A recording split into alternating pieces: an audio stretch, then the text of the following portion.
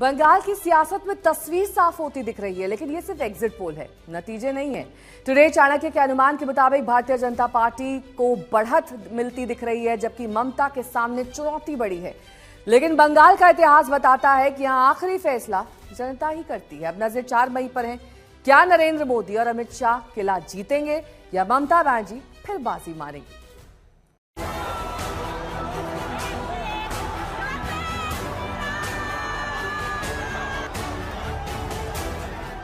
आपके आशीर्वाद ये मेरे सर आंखों पर है।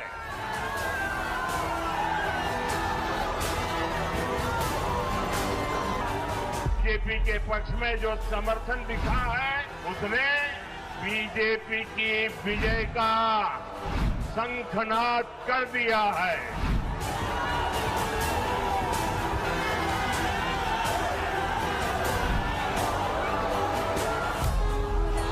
जो काम नरेंद्र मोदी हिंदुस्तान में कर रहा है, वही काम टीएमसी और ममता जी आपके बंगाल में कर रहे हैं।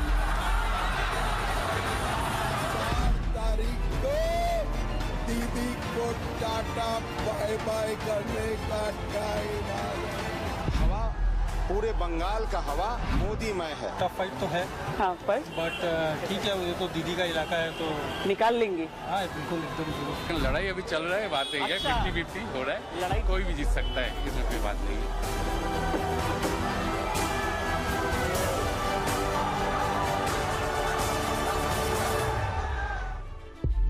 एक ऐसी धरती जिसे कला, संस्कृति और विचारों की जननी कहा जाता है।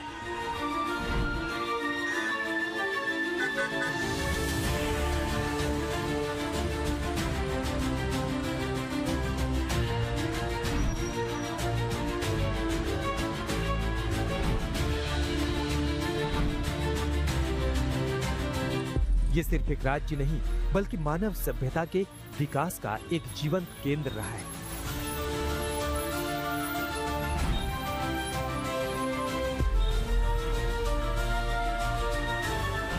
कभी दुनिया की अर्थव्यवस्था का बड़ा हिस्सा यहीं से आता था। बंगाल के बंदरगाह, बंगाल के वस्त्र, बंगाल की कारीगरी दुनिया भर में मशहूर थे। लेकिन बंगाल की पहचान सिर्फ यहाँ की समृद्धि नहीं थी, बल्कि यहाँ के लोग भी थे। लोगों की सादगी, लोगों की भाषा, यहाँ का संगीत और उनकी मिठास।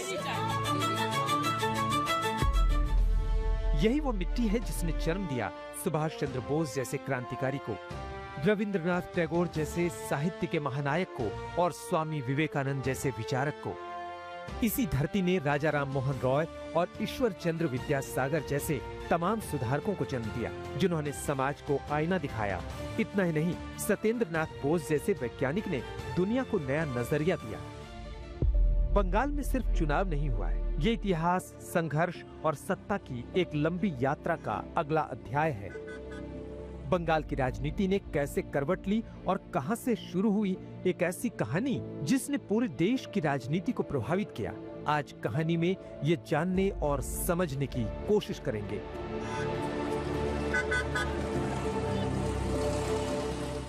ठीक है भवानीपुर, कोई असुविधा नहीं है। दीदी का रहने से 100% ठीक है। सरकार सिर्फ चेंज होना चाहिए। ये हाँ, यहाँ गुंडा ही राज है। बीजेपी जीत बे, जो बोला है वो सच। जनता फैसला कर चुकी है, बस उसे सुनाए जाना बाकी है। अब जब तक परिणाम का ऐलान नहीं होता है, तब तक हर रात बंगाल में राजनीति की जागती हुई रात है।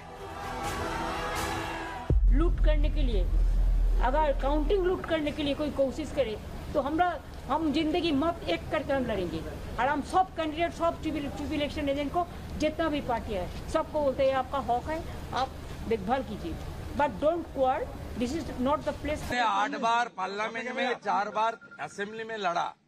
उन्होंने इस तरीके से अनएथिकल ड्रामाबाजी किया, इसका कोई आधार नहीं है, झूठा बात है, पूरा झूठा बात, ये हो ही नहीं सकता। हर रात चुनाव की प्रक्रिया में विश्वास और अविश्वास की रात है, और ये रात 5 साल बाद आई है। 15 साल के इस सिंडिकेट सिस्टम की एक्सपायरी डेट आ गई है।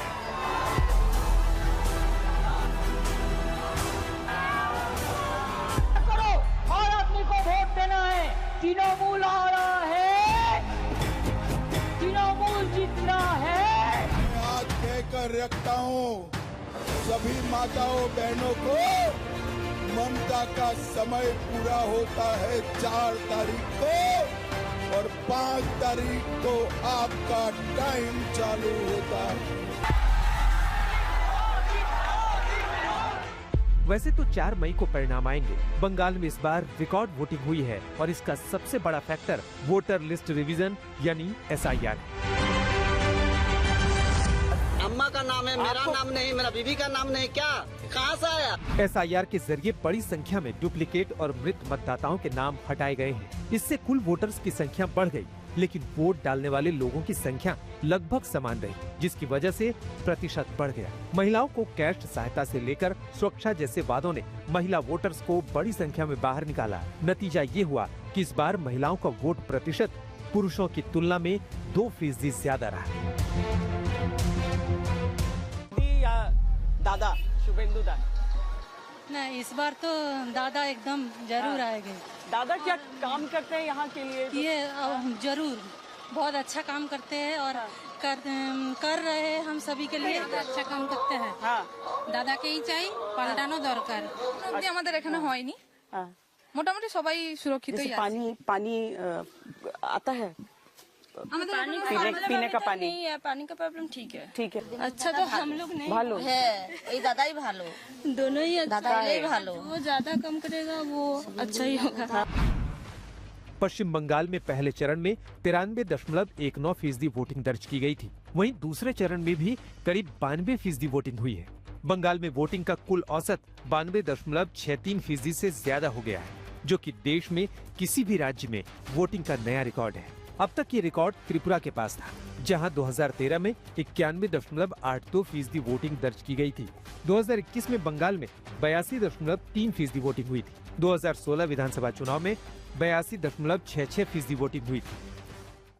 भी आज तक कहीं आंकड़ा था जब हम लोग बात कर रहे थे कि चूंकि टोटल वोटर्स कम हो गए, बहुत सारे वोट कट गए वहां पर, इसलिए ये इतनी ज्यादा लग रही है, लेकिन कुल 3 पॉइंट समथिंग पोलिंग बढ़ी है।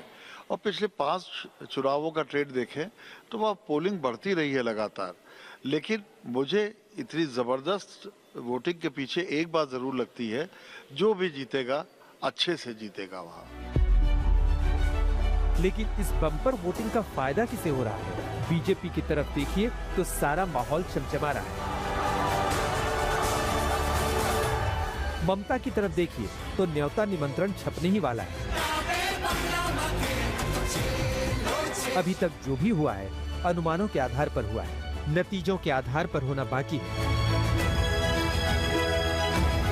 বাচ্চাদেরও মেরেছে, মহিলাদেরও মেরেছে, একতরফা মেরেছে। যাদের তৃণমূল কংগ্রেসরা জীবন দিয়ে লড়াই করেছেন, মার খেয়েছেন, তবুও তারা এলাকা ছেড়ে যাননি। অনেককে ইচ্ছে করে অ্যারেস্টও করা হয়েছে, যাতে তারা এজেন্ট হিসেবে কাজ করতে না পারে। বিশেষ করে ভাটপাড়া, জগদ্দল, নোয়াপাড়া, এরকম অনেকগুলো জায়গা আছে। लोग जान चुके हैं जो सरकार गई, 4 मई दीदी गई, उसका पहले थोड़ा बहुत नाटक हो रहा है, नाटक चलेगा ही।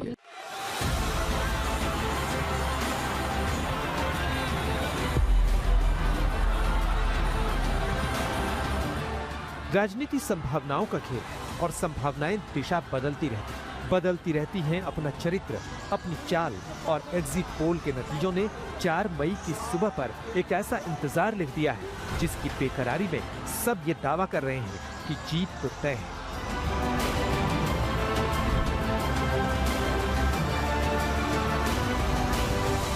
पश्चिम बंगाल के नंबर्स आ गए हैं। बड़ी खबर इस वक्त की हम आपको बता रहे हैं, भारतीय जनता पार्टी को 192 सीटें आती हुई दिखाई दे रही है टुडेज चाणक्य के अनुमान में।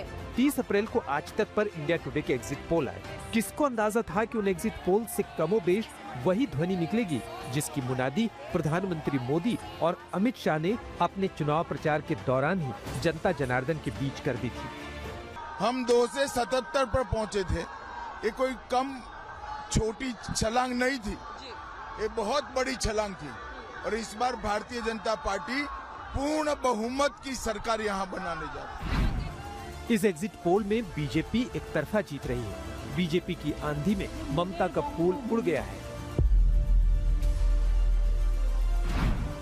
बंगाल में बीजेपी को 192 सीट के साथ प्रचंड बहुमत का दावा टुडेज चाणक्य के एग्जिट पोल में किया गया है, जबकि टीएमसी को 100 सीट पाने का अनुमान किया गया है। इस एग्जिट पोल के मुताबिक पिछली बार के मुकाबले 115 सीट ज्यादा बीजेपी हासिल कर सकती है, क्योंकि पिछली बार बीजेपी ने 77 सीटें जीती थी। लेकिन सवाल सिर्फ आंकड़ों का नहीं है, सवाल उस जमीन का है जहां राजनीति सिर्फ चुनाव नहीं बल्कि भावनाओं, पहचान और संघर्ष का दूसरा नाम रही है। पश्चिम बंगाल की सियासत हमेशा से सीधी रेखा में नहीं चली। यहाँ हर चुनाव एक नई कहानी लिखता है। 2021 में जहाँ मुकाबला कड़ा था लेकिन नतीजा एक तरफा दिखा, वहीं 2026 में तस्वीर पूरी तरह पलटती नजर आ रही है। एग्जिट पोल के मुताबिक वोट शेयर 2021 के मुकाबले एकदम उल्टा नतीजा हो सकता है, क्योंकि अनुमान ये जताया गया है कि बीजेपी 48% वोट हासिल कर सकती है, जबकि टीएमसी को 38% वोट मिल सकता है। इसके एकदम उलट वोट शेयर 2021 में था, जब बीजेपी 38% पाई थी और ममता बनर्जी की पार्टी को तब पिछली बार 48% वोट मिला था। लेकिन अब टुडेज चाणक्य का एग्जिट पोल कहता है कि पिछली बार से 10% ज्यादा वोट बीजेपी पा सकती है। अगर ये अनुमान सच्चाई में बदल गया तो 21वीं सदी में सत्ता की बदलती राजनीति का प्रधानमंत्री नरेंद्र मोदी और अमित शाह ही एक बार फिर सबसे बड़ा चेहरा होंगे। मोदी और अमित शाह के खाते में ये रिकॉर्ड भी जाएगा कि जो बंगाल अब तक बीजेपी के लिए असंभव था, उसे दोनों ने मिलकर संभव कर दिया।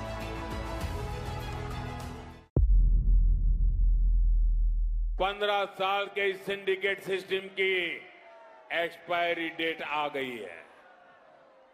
वो एक्सपायरी डेट आप लिख करके रखिए, वो तारीख है 4 मई। मैं टीएमसी के गुंडों से भी कहना चाहता हूं, 4 मई ये टीएमसी के सिंडिकेट और महाजंगल राज की एक्सपायरी डेट है। 4 मई के बाद इस लूट का पूरा हिसाब होगा।